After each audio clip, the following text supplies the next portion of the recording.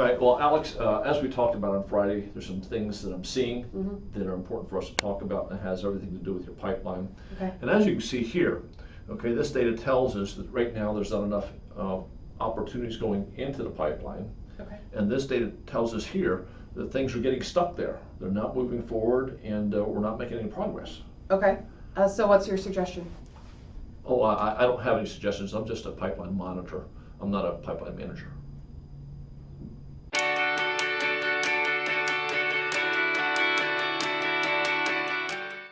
You're probably aware of the ads on TV for the security monitor and the dental monitor, and they do nothing about the security and they do nothing about the cavities. Oftentimes what we find in working with our companies that the idea of pipeline management follows the same type of path, and that is pipeline monitoring.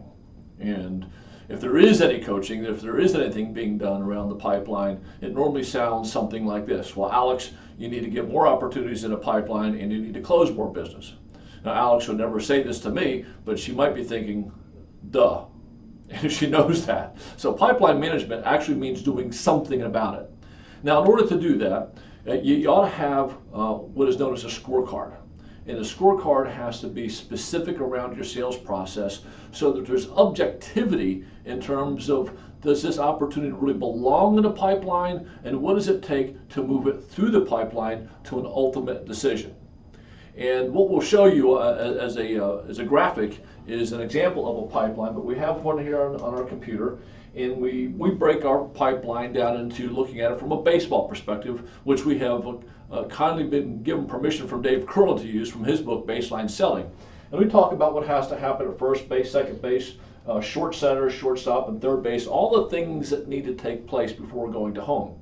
I won't go into all those details, but what an organization needs to do is to identify what are the steps, what are the criteria that need to be scored in each step, so that when we're going to home plate, we're in a position to get a decision, either yes or no.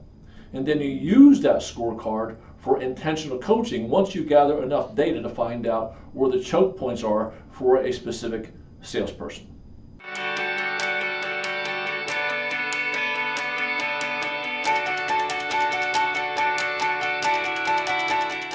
Alex doesn't want me to say, so there you go. So there you go.